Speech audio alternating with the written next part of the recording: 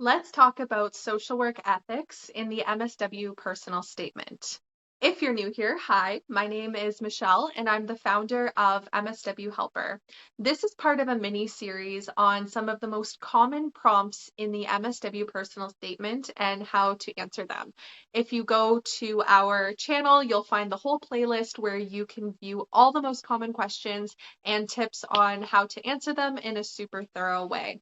And today we are talking about ethics. I find that applicants really struggle to answer questions about ethics, and they end up writing a couple sentences to address it in a way that often feels a little clunky and awkward. Especially if you don't have a background in social work, it makes it really challenging to write a strong answer about something that you don't really have the foundational knowledge on. So there are a couple ways that you can go about answering the question, and it's going to kind of depend on how the school you're applying to frames the prompt. So we're going to be discussing a few different ways that you can approach answering questions about ethics. The first thing that you should do before answering questions about ethics is know what the social work ethical values are. So if you are in the US, you're going to want to look up the NASW Code of Ethics.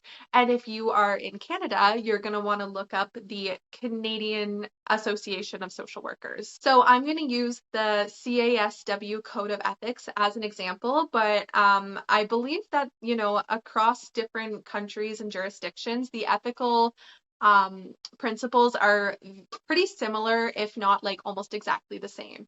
So value number one is respect for the inherent dignity and worth of persons. Value two is pursuit of social justice. Value three is service to humanity. Value four is integrity in professional practice. Value five is confidentiality in professional practice.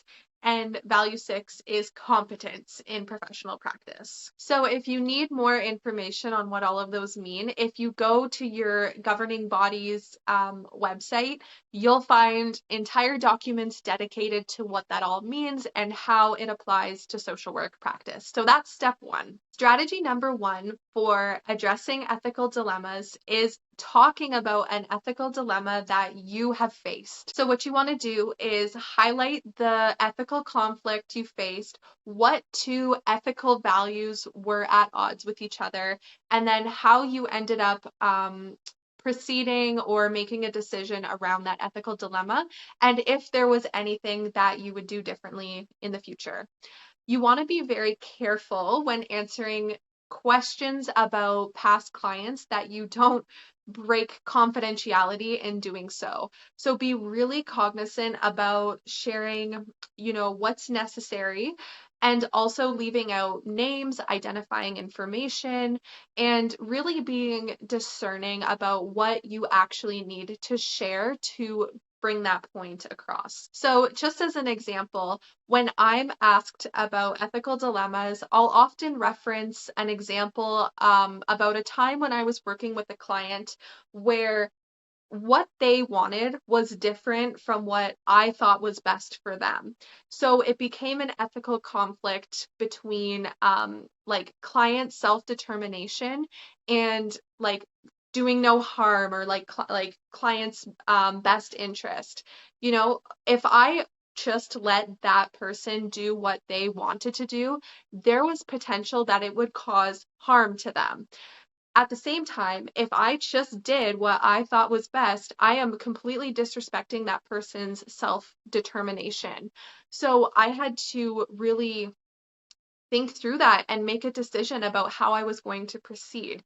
And in that example, I really sat down with the client and made sure that they were aware of the potential ramifications of the thing that they wanted to do. And so that client ended up making a decision based off of having all the information. And I felt that, because I had provided that information, I could respect their self-determination.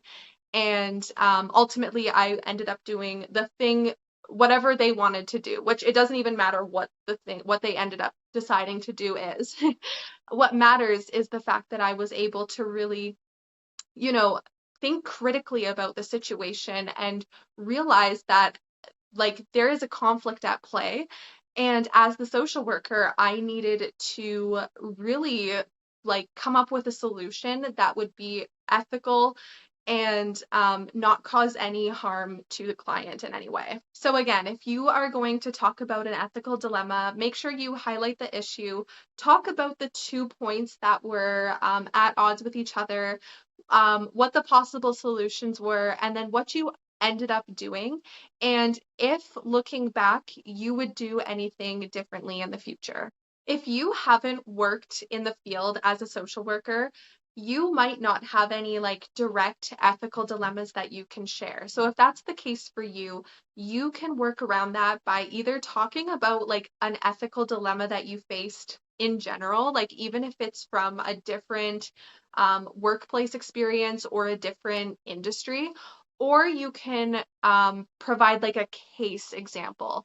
I would look up maybe some ethical dilemmas on the internet and see if there's like anything that you can pull from there to really, show the admissions committees that you have the critical thinking skills, even if you don't have the actual experience yet. Strategy number 2 is talking about value alignment. Sometimes schools will ask like how you align with the ethical values of social work. And so this might be how you want to like frame your answer. I find a lot of people make the mistake of simply saying like, yeah, I agree with the ethical values. So, yeah, that's how I'm aligned. And it's like that's not really what they're looking for, right? They're looking for something a little bit deeper. So, you might want to provide an example of that really shows your commitment to social work and the ethical values. We recently had a client who was working in the wellness industry, and she was able to really identify that some of the practices that her workplace had been doing really felt a little ethically icky, and that they were doing things that they maybe didn't have like the training or the education or the qualifications to be doing, specifically like supporting people with their mental health in a way that was maybe not super clear and like push the boundaries around like what they were allowed to do. So that applicant was really able to identify that her workplace, she felt like some ethical dilemmas around the work that she was doing. And so by pursuing a Master of Social Work, she wants to be able to gain the skills and training and qualifications needed to provide those mental health supports ethically. So how you go about answering questions about ethics is going to largely depend on like your specific situation and background and the actual prompt that the schools are looking for. But overall, the biggest thing that schools are looking for when they ask questions about ethics is your ability to think critically and self-reflect on your own experiences. Both of those are extremely important skills to have in the social work field. So by demonstrating that in the personal statement, you show the admissions committee that you have the potential and skills that they're looking for. If you're applying to your Master of Social Work, we do have a personal statement template in the description that you can use to help you start to brainstorm and put your thoughts together for your personal statement.